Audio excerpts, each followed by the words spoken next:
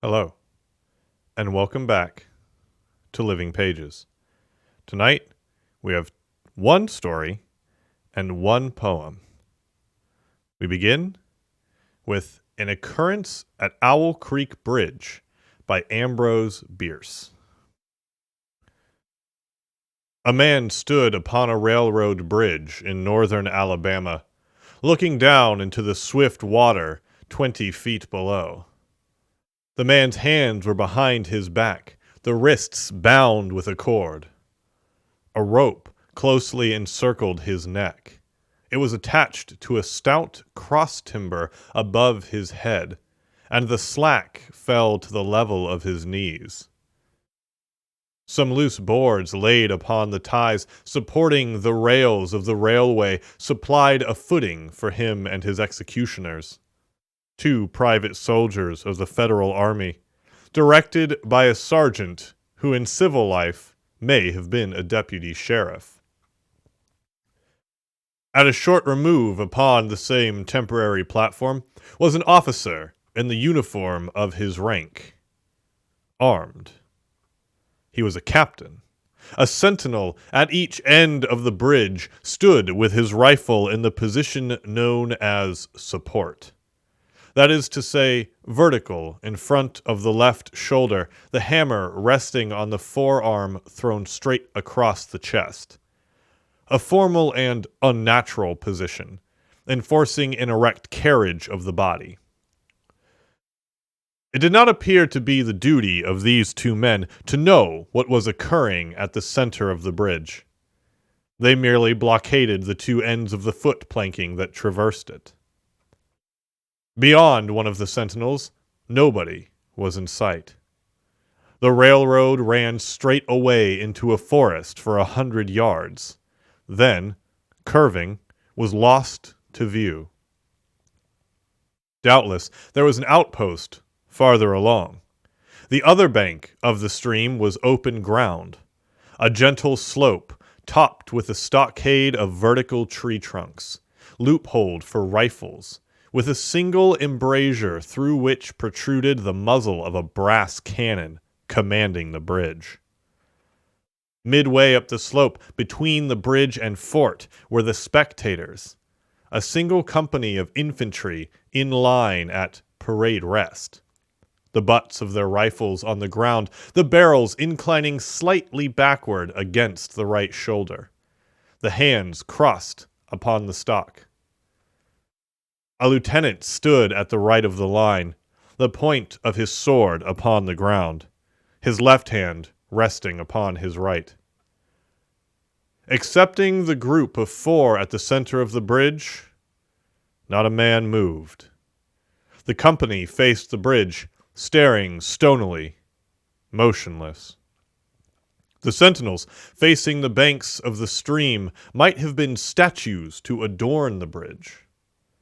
The captain stood with folded arms, silent, observing the work of his subordinates, but making no sign. Death is a dignitary who, when he comes announced, is to be received with formal manifestations of respect, even by those most familiar with him. In the code of military etiquette, silence and fixity are forms of deference. The man who was engaged in being hanged was apparently about 35 years of age. He was a civilian, if one might judge from his habit, which was that of a planter. His features were good, a straight nose, firm mouth, broad forehead from which his long dark hair was combed straight back, falling behind his ears to the collar of his well-fitting frock coat. He wore a mustache and pointed beard, but no whiskers. His eyes were large and dark gray, and had a kindly expression which no one would hardly have expected in whose neck was an hemp. Evidently, this was no vulgar assassin. The liberal military code makes provisions for hanging many kinds of persons, and gentlemen are not excluded. The preparations being complete, The two private soldiers stepped aside, and each drew away the plank upon which he had been standing. The sergeant turned to the captain, saluted, and placed himself immediately behind that officer, who in turn moved apart one pace.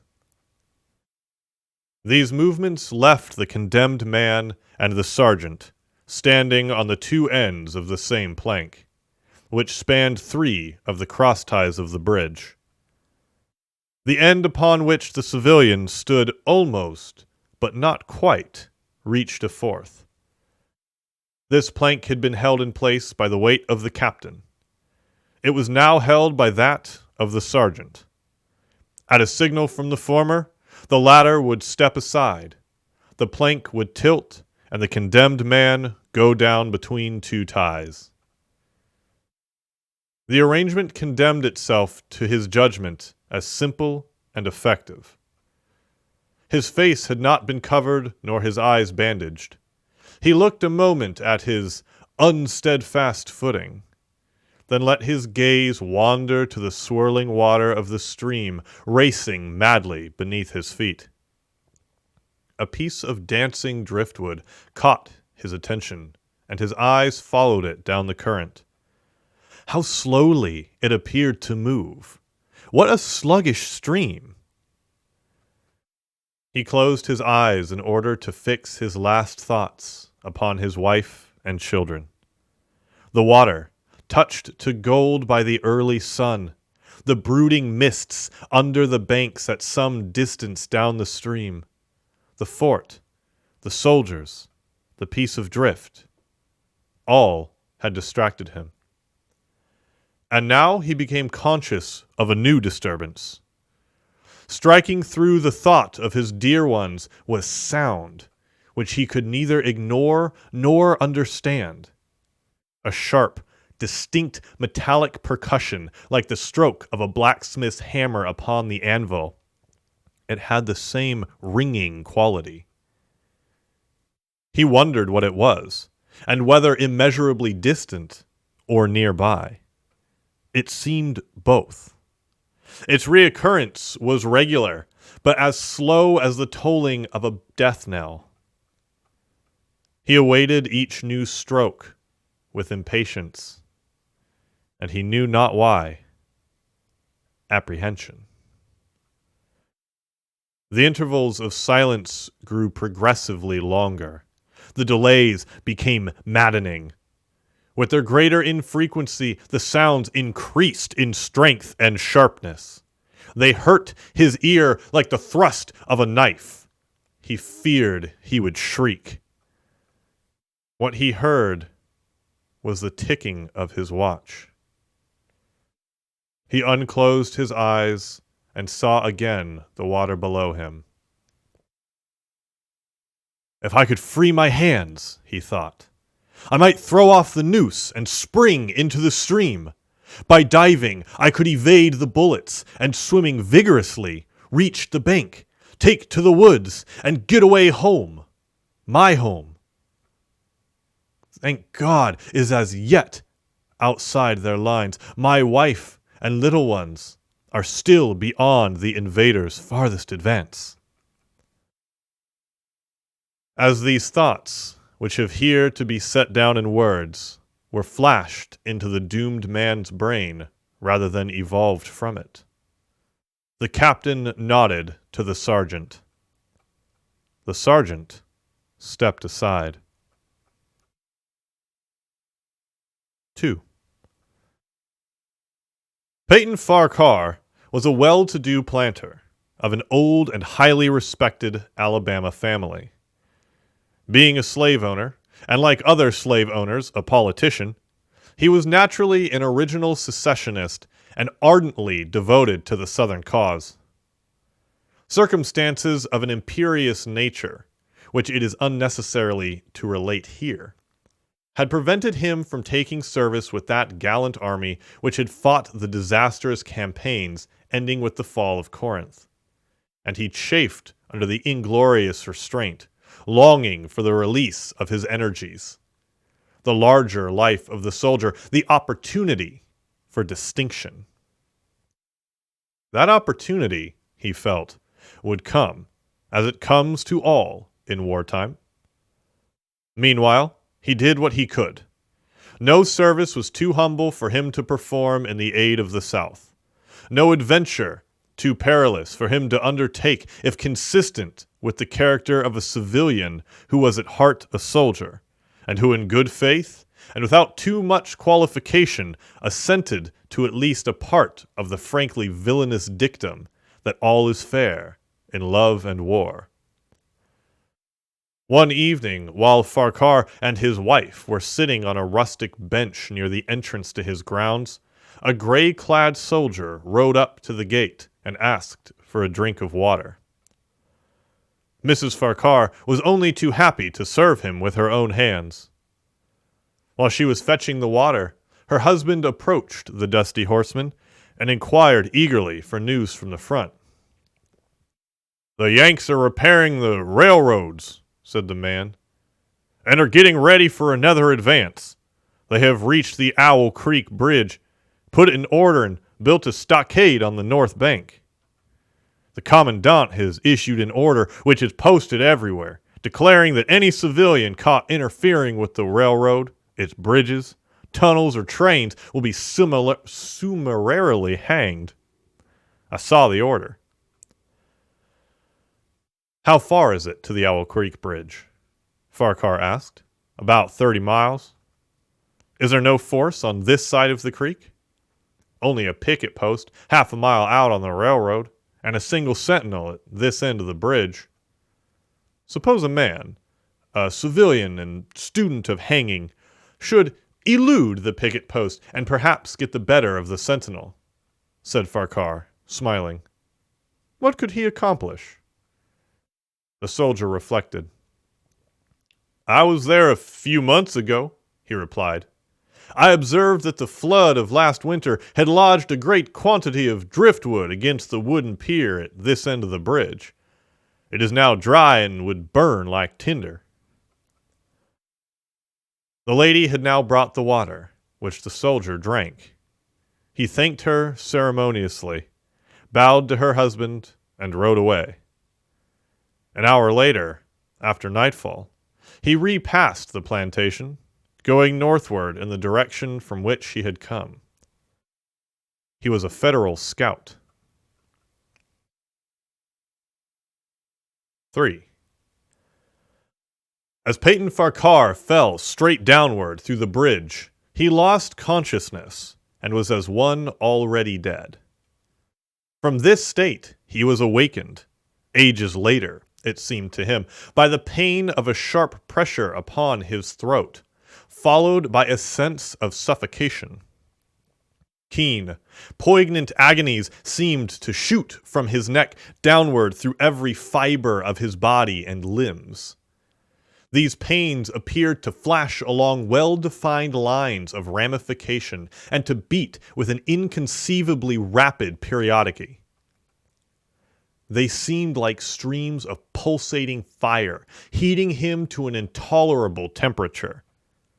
As to his head, he was conscious of nothing but a feeling of fullness, of congestion. These sensations were unaccompanied by thought. The intellectual part of his nature was already effaced. He had power only to feel, and feeling was torment. He was conscious of motion, encompassed in a luminous cloud of which he was now merely the fiery heart, without material substance.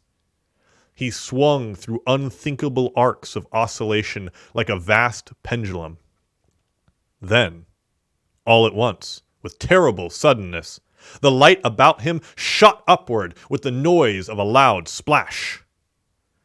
A frightful roaring was in his ears, and all was cold and dark. The power of thought was restored. He knew that the rope had broken, and he had fallen into the stream. There was no additional strangulation. The noose about his neck was already suffocating him and kept the water from his lungs. To die of hanging at the bottom of a river! The idea seemed to him ludicrous. He opened his eyes in the darkness and saw above him a gleam of light. But how distant, how inaccessible! He was still sinking, for the light became fainter and fainter until it was just a mere glimmer. Then it began to grow and brighten, and he knew that he was rising toward the surface, knew it with reluctance, for he was now very comfortable. To be hanged and drowned, he thought, that is not so bad. But I do not wish to be shot. No, I will not be shot. That is not fair. He was not conscious of an effort, but with a sharp pain in his wrist apprised him that he was trying to free his hands. He gave the struggle his attention, as an idler might observe the feat of a juggler, without interest in the outcome. What splendid effort! What magnificent, what superhuman strength! Ah, that was a fine endeavor! Bravo! The cord fell away. His arms parted and floated upward, the hands dimly seen on each side in the growing light. He watched them with a new interest as first one and then the other pounced upon the noose at his neck. They tore it away and thrust it fiercely aside, its undulations resembling those of a water snake. "Put it back! Put it back!" he thought. For undoing the noose had been succeeded by the direst pang that he had yet experienced. His neck ached horribly. His brain was on fire. His heart, which had been fluttering faintly, gave a great leap, trying to force itself out at his mouth. His whole body was racked and wrenched with an insupportable anguish. But his disobedient hands gave no heed to the command. They beat the water vigorously with quick downward strokes, forcing him to the surface. He felt his head emerge. His eyes were blinded by the sunlight, chest expanded convulsively, and with a supreme and crowning agony, his lungs engulfed a great draught of air, which instantly he expelled in a shriek. He was now in full possession of his physical senses. They were, indeed, preternaturally keen and alert. Something in the awful disturbance of his organic system had so exalted and refined them that they made record of things never before perceived. He felt the ripples upon his face and heard their separate sounds as they struck. He looked at the forest on the bank of the stream, saw the individual trees, the leaves and the veining of each leaf. He saw the very insects upon them, the locusts, the brilliant-bodied flies, the gray spiders stretching their webs from twig to twig. He noted the prismatic colors in all the dewdrops upon a million blades of grass, the humming of the gnats that danced above the eddies of the stream, the beating of the dragonfly's wings, the stroke of the water spider's legs, the oars which had lifted their boat. All these made audible music. A fish slid along beneath his eyes, and he heard the rush of its body parting the water. He had come to the surface, facing down the stream. In a moment, the visible world seemed to wheel slowly round him, himself the pivotal point, and he saw the bridge, the fort, the soldiers upon the bridge, the captain, the sergeant, the two privates, his executioners. They were in silhouette against the blue sky. They shouted and gesticulated, pointing at him. The captain had drawn his pistol, but did not fire. The others were unarmed. Their movements were grotesque and horrible, their forms gigantic. Suddenly, he heard a sharp report, and something struck the water smartly within a few inches of his head, splattering his face with spray. He heard a second report, and saw one of the sentinels with his rifle at the shoulder, a light cloud of blue smoke rising from the muzzle. The man in the water saw the eye of the man on the bridge gazing into his through the sights of the rifle. He observed that it was a gray eye, and remembered having read that gray eyes were keenest, and that all famous marksmen had them. Nevertheless, this one had missed. A counter-swirl had caught Farquhar and turned him half round. He was again looking at the forest on the bank opposite the fort. The sound of a clear, high voice in a monotonous sing-song now rang out behind him and came across the water with a distinctness that pierced and subdued all other sounds, even the beating of the ripples in his ears. Although no soldier, he had frequented camps enough to know the dread significance of that deliberate, drawling, aspirated chant. The lieutenant on the shore was taking a part in the morning's work. How coldly and pitilessly! With what an even, calm intonation, presaging and enforcing tranquility in the men! With what accurately measured interval fell those cruel words! Company! Attention! Shoulder arms! Ready! Aim! Fire! Farquhar dived as deeply as he could. The water roared in his ears like the voice of Niagara, yet he heard the dull thunder of the volley and, rising again toward the surface, met shining bits of metal, singularly flattened, oscillating slowly downward. Some of them touched him on the face and hands, then fell away, continuing their descent. One lodged between his collar and neck. It was uncomfortably warm, and he snatched it out. As he rose to the surface, gasping for breath, he saw that he had been a long time underwater. He was perceptibly further downstream, nearer to safety.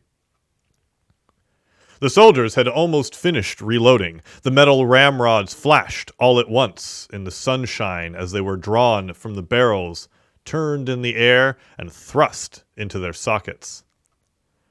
The two sentinels fired again, independently and ineffectually. The hunted man saw all this over his shoulder. He was not swimming vigorously with the current. His brain was as energetic as his arms and legs. He thought with the rapidity of lightning. The officer, he reasoned, will not make that martinet's error a second time.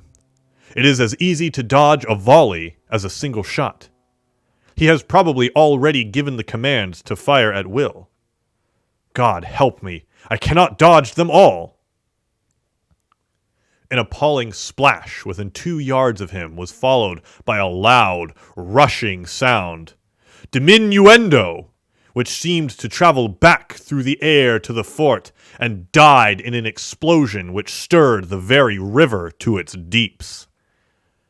A rising sheet of water curved over him, fell down upon him, blinded him, strangled him. The cannon had taken a hand in the game. As he shook his head, free from the commotion of the smitten water, he heard the deflected shot humming through the air overhead, and in an instant it was cracking and smashing the branches of the forest beyond. I will not do that again, he thought. The next time they will use a charge of grape. I must keep my eye upon the gun. The smoke will apprise me. The report arrives too late. It lags behind the missile. That is a good gun. Suddenly, he felt himself whirled round and round, spinning like a top. The water, the banks, the forests, the now distant bridge, fort, and men were all commingled and blurred. Objects were represented by their colors only, circular horizontal streaks of color. That was all he saw. He had been caught in a vortex and was being whirled on with a velocity of advance and gradation that made him giddy and sick. In a few moments, he was flung upon the gravel at the foot of the left bank of the stream, the southern bank, and behind a projecting point which concealed him from his enemies. The sudden arrest of his motion, the abrasion of one of his hands on the gravel, restored him, and he wept with delight. He dug his fingers into the sand, threw it over himself in handfuls, and audibly blessed it. It looked like diamonds, rubies, emeralds.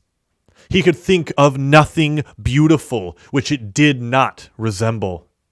The trees upon the bank were giant garden plants.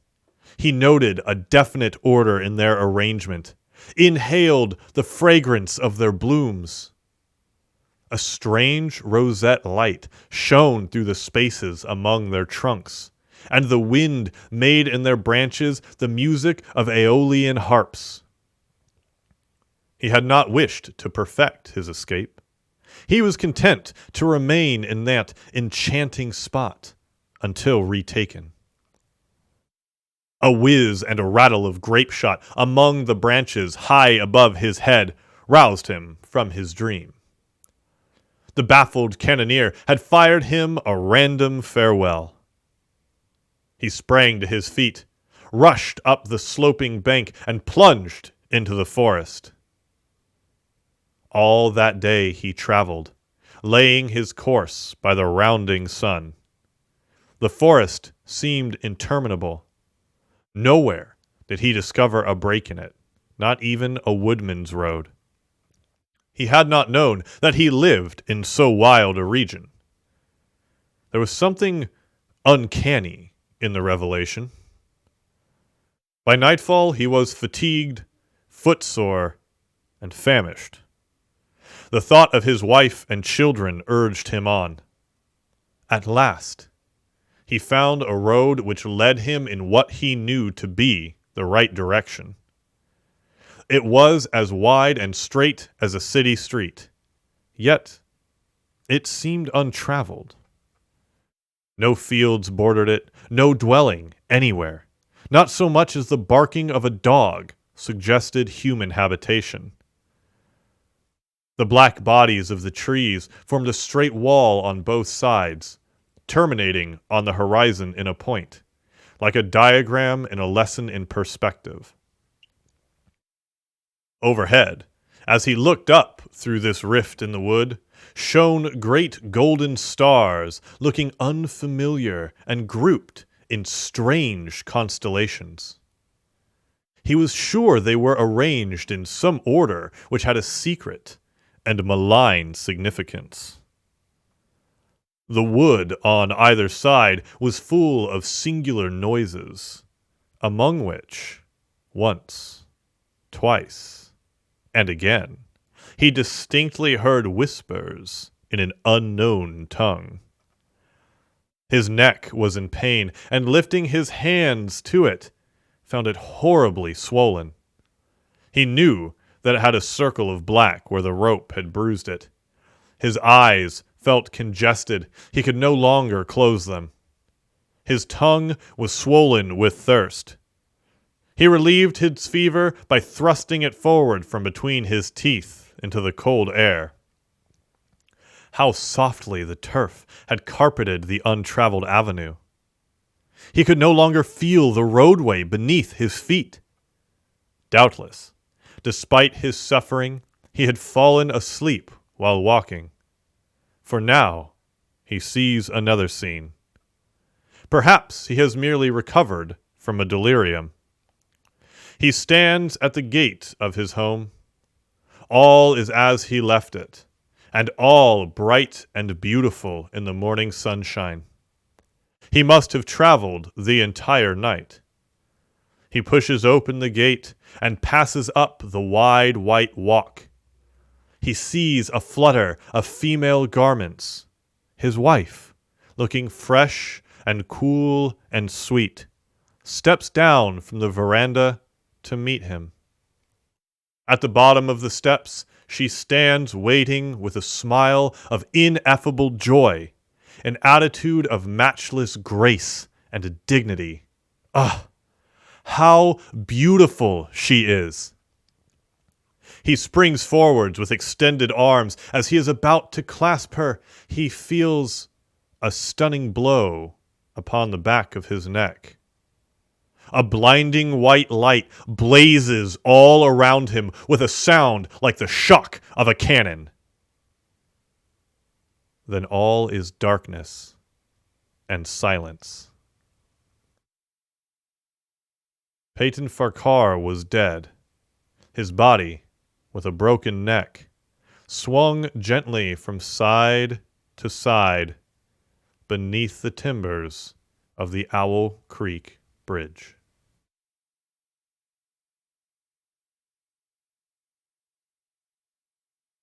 Now we have, for the 19th episode of Living Pages, a poem.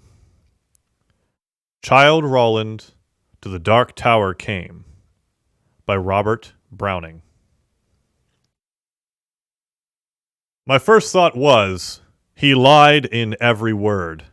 That hoary cripple with malicious eye, askance to watch the working of his lie, on mine, and mouth scarce able to afford suppression of the glee that pursed and scored its edges at one victim gained thereby.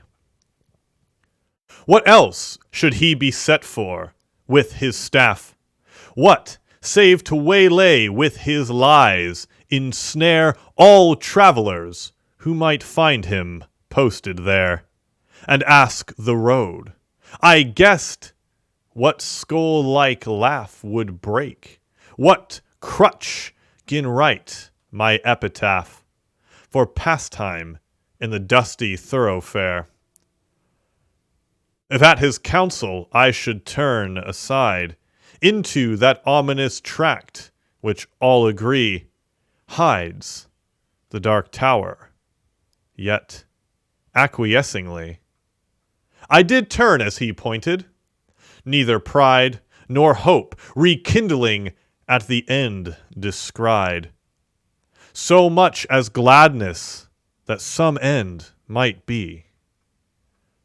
For what with my whole world-wide wandering, what with my search drawn out through years, my hope dwindled into a ghost not fit to cope with that obstreperous joy success would bring. I hardly tried now to rebuke the spring, my heart made, finding failure in its scope. As when a sick man very near to death seems dead indeed, and feels begin and end the tears and takes the farewell of each friend, and hears one bid the other go, draw breath freelier outside, since all is o'er, he saith, and the blow fallen no grieving can amend. While some discuss if near the other graves be room enough for this, and when a day suits best for carrying the corpse away, with care about the banners, scarves, and staves, and still the man hears all, and only craves he may not shame such tender love, and stay. Thus I had so long suffered in this quest, heard failure prophesied so oft, been writ so many times among the band, to wit, the dark nights of the tower's search addressed, their steps that just to fail as they seemed best. And all the doubt was now, should I be fit? So quiet as despair I turned from him, that hateful cripple, out of his highway, into the path he pointed all the day, had been a dreary one at best, and dim, was settling to its close, yet shot one grim red leer to see the plain catch its estray. For mark, no sooner was I fairly found, pledged to the plain, after a pace or two, than pausing to throw backward a last view o'er the safe road, 'twas gone. Grey plain all round. Nothing but plain to the horizon's bound. I might go on, naught else remained to do. So on I went. I think I never saw such starved, ignoble nature. Nothing throve. For flowers, as well expect a cedar grove, but cockle, spurge, according to their law, might propagate their kind, with none to awe. You'd think a burr had been a treasure trove. No! Penury, inertness, and grimace, in the strange sort where the land's portion. See, or shut your eyes, said nature peevishly. It's nothing skills, I cannot help my case. 'Tis the last judgment's fire must cure this place. Calcine its clods, and set my prisoners free. If there pushed any ragged thistle stalk above its mates, the head was chopped. The bents were jealous else.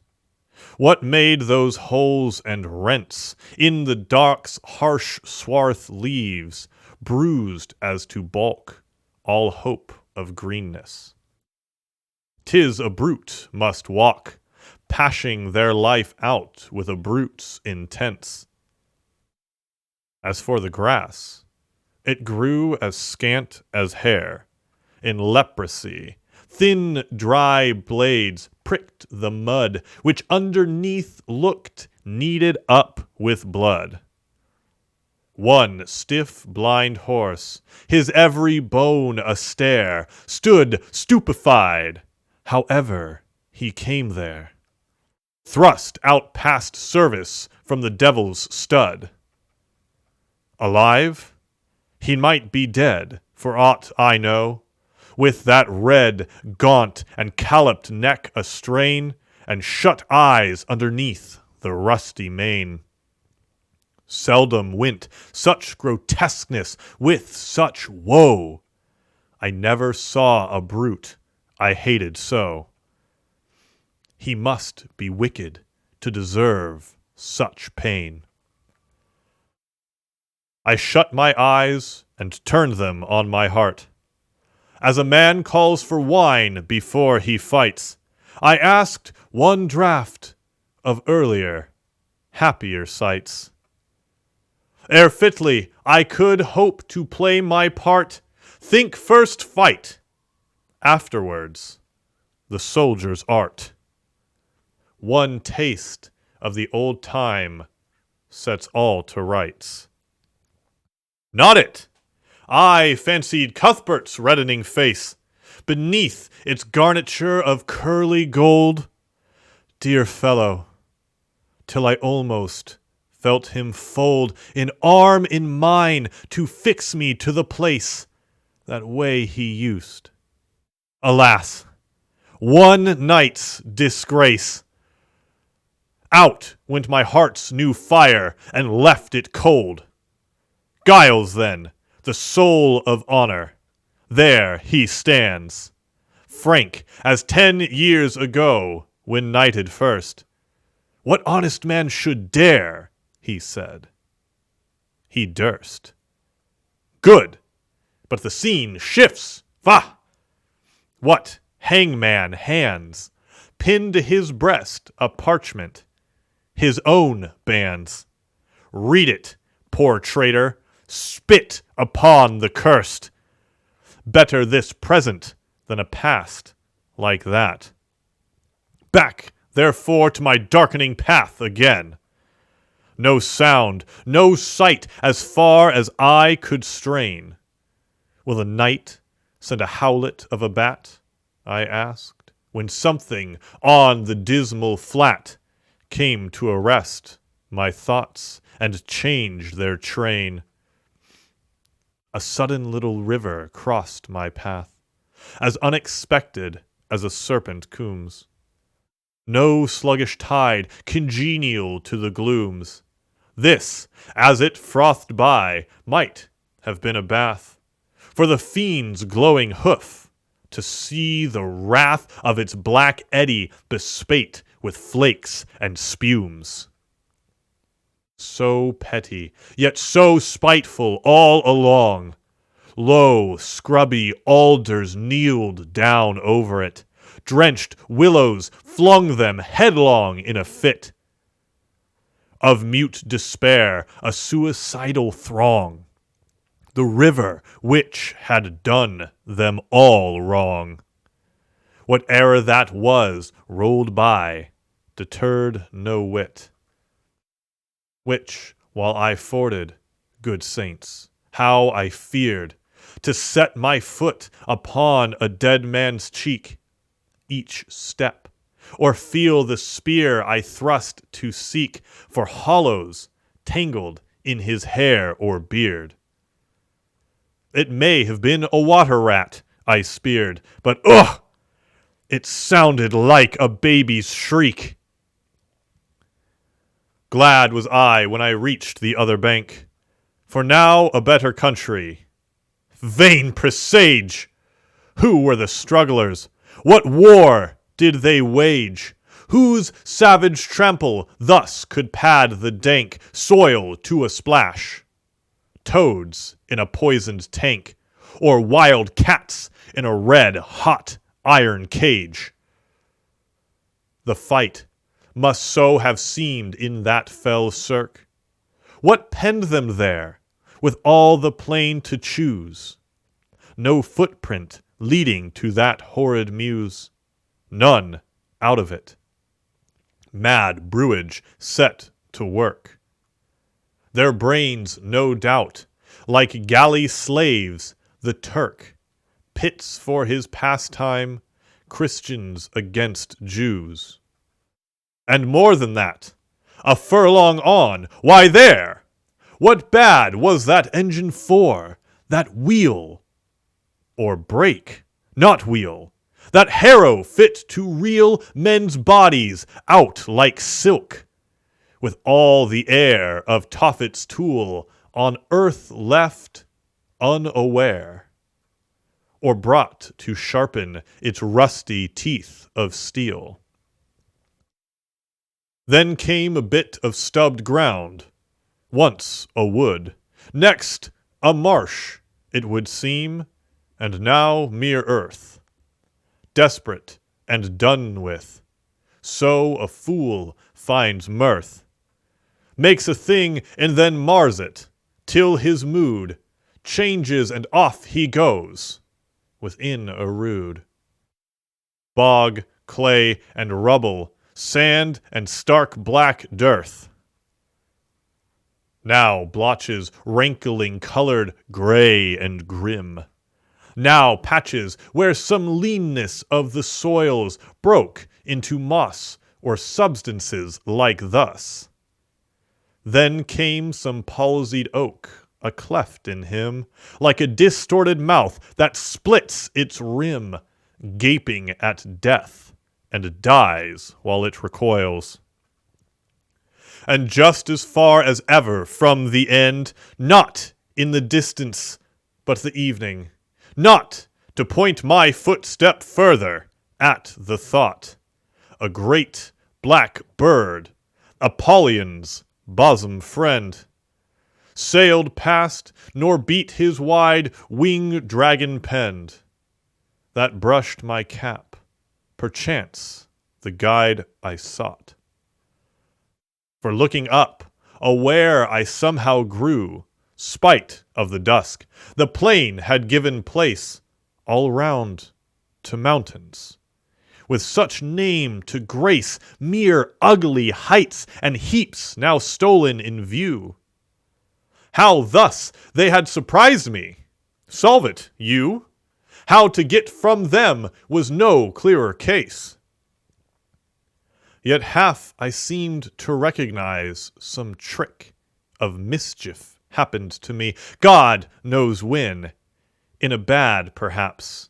Here ended then progress this way, when in the very nick of giving up one more time came a click, as when a trap shuts, you're inside the den. Burningly, it came on me all at once. This was the place. Those two hills on the right, couched like two bulls, locked, horn in fight. While to the left, a tall scalped mountain, dunce, dotard, a dozing at the very nonce. After a life spent training for the sight, what in the midst lay but the tower itself? The round, squat turret, blind as the fool's heart, built of brown stone without a counterpart in the whole world. The tempest's mocking elf points to the shipman thus, the unseen shelf he strikes on only when the timbers start. Not see? Perhaps because of night. Why, day came back again for that, before it left. The dying sunset kindled through a cleft. The hills like giants at a hunting lay, chin upon hand to see the game at bay. Now stab and end the creature, to the heft! Not here, when noise was everywhere. It tolled, increasing like a bell, names in my ears of all the lost adventurers, my peers. How such a one was strong, and such was bold, and such was fortunate, yet each of old. Lost, one moment knelled the woe of years. There they stood, ranged along the hillsides, met to view the last of me, a living frame for one more picture in a sheet of flame. I saw them, and I knew them all, and yet, dauntless, the slug horn to my lips I set, and blew. Childe Roland to the dark tower came.